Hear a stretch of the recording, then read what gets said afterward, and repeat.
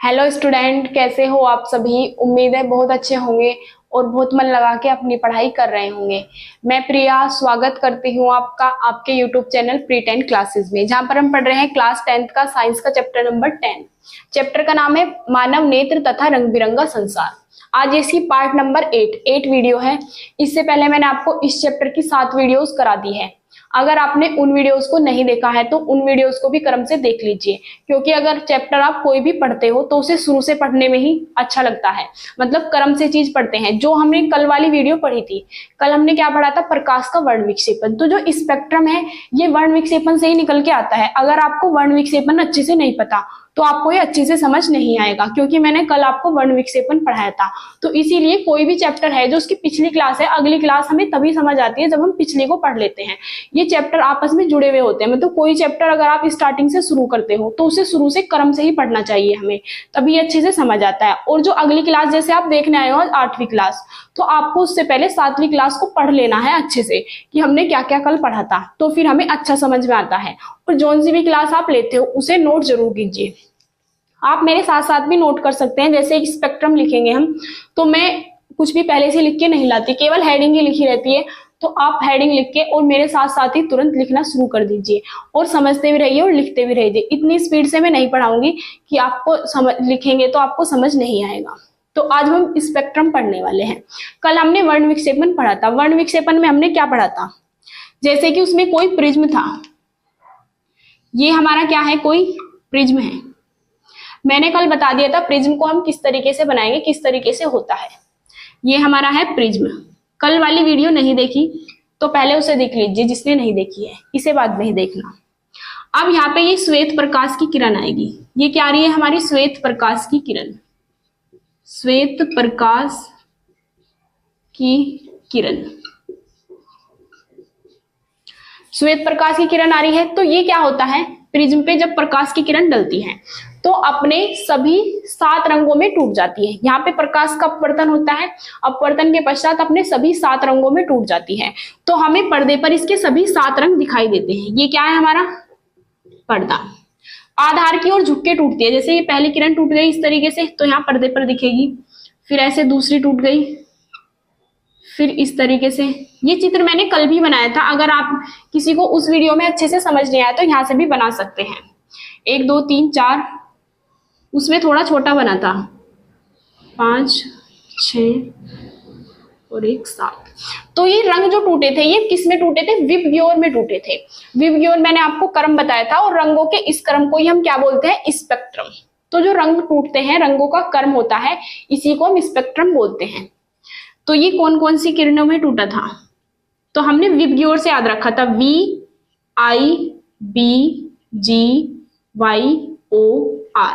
We का मतलब क्या होता है, वोयलेट, मतलब बैंगनी। आई का मतलब इंडिगो, जामुनी। बी का मतलब ब्लू, नीला। जी का मतलब ग्रीन, हरा। येलो, पीला। ऑरेंज, नारंगी। और R फॉर रेड, लाल। तो इसमें लाल रंग तो सबसे ऊपर होता है और जो बैंगनी रंग है वो सबसे नीचे होता है। और रंगों का ये क्रम ही हमारा क्या कहलाता है, इसी को बोलते हैं हम स्पेक्ट्रम। क्या बोलते हैं, इस स्पेक्ट्रम, या फिर दूसरा नाम क्या है इसका, वर्ण क्रम। अब इसकी हमें डेफिनेशन लिखनी है। देखो कितनी आसान है। जब श्वेत प्रकाश की किरण किसी प्रिज्म पर डाली जाती है तो वह अपने सभी 7 रंगों में टूट जाती है। रंगों के इस क्रम को ही हम स्पेक्ट्रम या फिर वर्णक्रम कहते हैं। तो इसमें अब हम लिखेंगे, जब श्वेत प्रकाश की किरण, जब श्वेत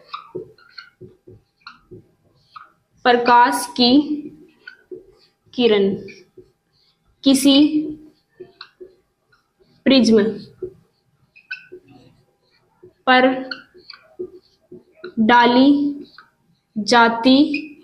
है तो वह अपने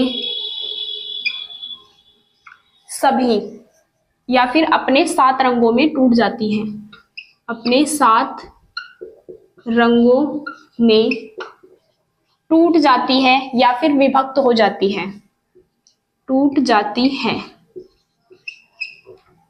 प्रिज्म पर डाली जाती है तो वह अपने 7 रंगों में टूट जाती है।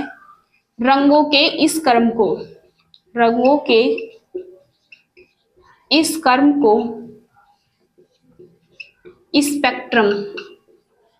स्पेक्ट्रम या फिर क्या कहते हैं, स्पेक्ट्रम या फिर वर्ण विक्षेपण कहते हैं, वर्ण विक्षेपण, वर्णक्रम कहते हैं। तो जो रंगों का ये हमें कर्म प्राप्त हुआ है इसी को हम स्पेक्ट्रम या फिर वर्णक्रम कहते हैं। उम्मीद है यहां तक आपको समझ आ गया होगा। अब आप इसका स्क्रीनशॉट लेके नोट कर लीजिए। अब हम आगे देखने वाले हैं वायुमंडलीय अपवर्तन। ये क्या होता है?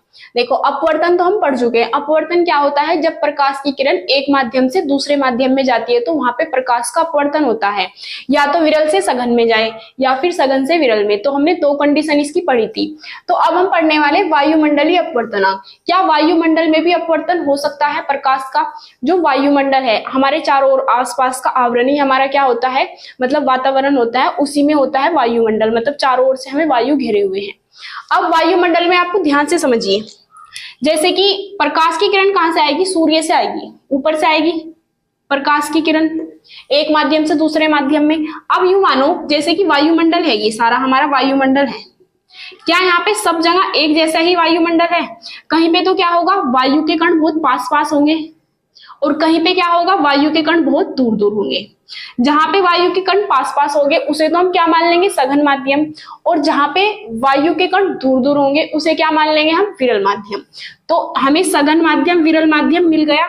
इस वजह से क्या होता है, वायुमंडलीय अपवर्तन। इसलिए वायुमंडल में भी अपवर्तन संभव है।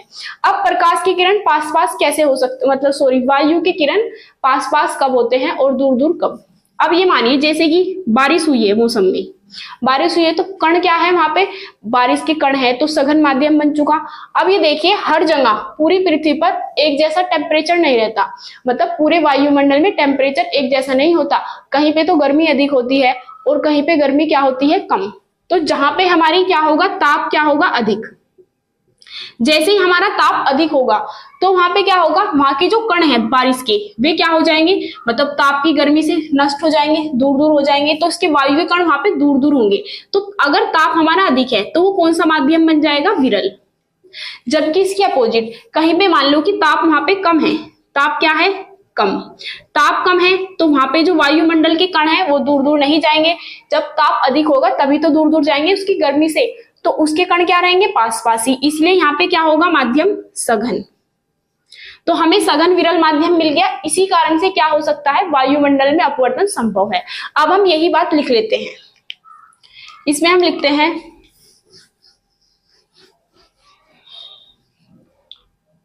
अपवर्तन के लिए अपवर्तन तभी संभव हो पाता है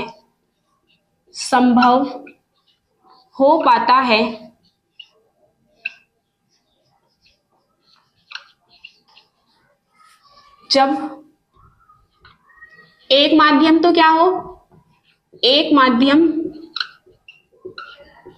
सघन तथा दूसरा माध्यम विरल हो। दूसरा माध्यम क्या हो, विरल। दूसरा माध्यम विरल हो। अपवर्तन तभी संभव हो पाएगा जब हमें एक सघन माध्यम मिलेगा या एक क्या मिलेगा, विरल माध्यम। मतलब जब हमारे इनका जो माध्यम है वो अलग अलग होगा, एक जैसा ना होगा। तो अब हम लिखेंगे, चूंकि वायुमंडल में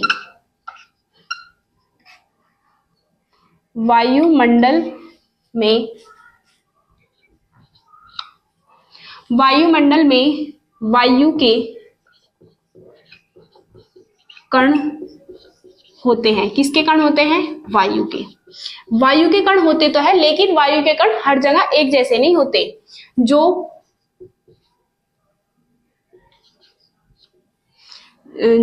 वायु के कण होते हैं जो प्रत्येक स्थान पर प्रत्येक स्थान पर एक जैसे या एक जैसा माध्यम नहीं बना पाते। अलग अलग माध्यम हो जाते हैं, कहीं पे तो वायु के कण अधिक होंगे और कहीं पे होंगे कम। एक जैसा माध्यम नहीं बना पाते हैं। प्रत्येक स्थान पर एक जैसा माध्यम नहीं बना पाते। और जब ये एक जैसा माध्यम नहीं बना पाते तो क्या होगा, अब इसमें लिखेंगे जहां पर ताप अधिक होता है। जहां पर ताप क्या होगा, अधिक होता है, वहां कैसा माध्यम होता है, विरल। वहां विरल माध्यम तथा जहां पर ताप क्या होता है, कम होता है, वहां पर कैसा माध्यम हो जाता है, सघन। वहां पर सघन माध्यम होता है, माध्यम होता है, जिसके कारण क्या हो जाता है, जिसके कारण वायुमंडलीय अपवर्तन संभव हो पाता है। जिसके कारण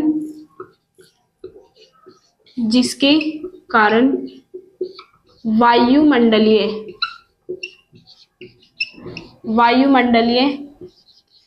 अपवर्तन हो पाता है। जिसके कारण वायुमंडलीय अपवर्तन हो पाता है। अब वायुमंडलीय अपवर्तन हो तो गया, तो इसके कारण कौन कौन सी घटना संभव हो पाती है, तो इसके हम एग्जाम्पल देख लेते हैं। इसके कारण, इसके किसके मतलब, वायुमंडलीय अपवर्तन। लिख लो, वायुमंडलीय अपवर्तन के कारण, वायुमंडलीय अपवर्तन,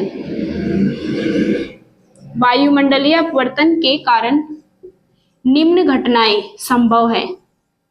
निम्न घटनाएं संभव है। अगर वायुमंडलीय अपवर्तन ना होता तो ये घटना ना होती। जैसे कि नंबर फर्स्ट क्या होता है, तारों का टिमटिमाना। जो तारे हमें टिमटिमाते हुए दिखाई देते हैं वो वायुमंडलीय अपवर्तन के कारण ही दिखाई देते हैं, जबकि ग्रह नहीं टिमटिमाते। तो इसमें क्या होता है, नंबर फर्स्ट तारों का टिमटिमाना। तारों का टिमटिमाना ये किसके कारण संभव हो पाया है, वायुमंडलीय अपवर्तन के कारण। नंबर दो, सूर्य का या फिर तारों का अपनी वास्तविक स्थिति से, अपनी जो उनकी वास्तविक स्थिति है उससे थोड़ा ऊपर दिखाई देते हैं हमें। अपनी वास्तविक स्थिति से, तारों का अपनी वास्तविक स्थिति से ऊंचाई पर होना, ऊंचाई पर होना। वास्तव में नीचे होते हैं लेकिन हमें दिखाई ऊपर देते हैं। नंबर तीन, सूर्य का अग्रिम या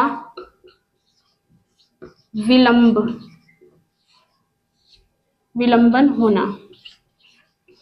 अब ये सब क्या होते हैं, जो इसके उदाहरण है।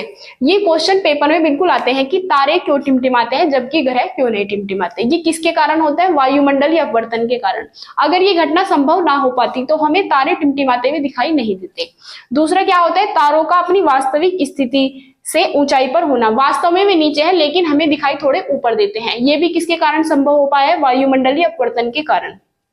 नंबर तीसरा उदाहरण, सूर्य का अग्रिम या विलंबित होना।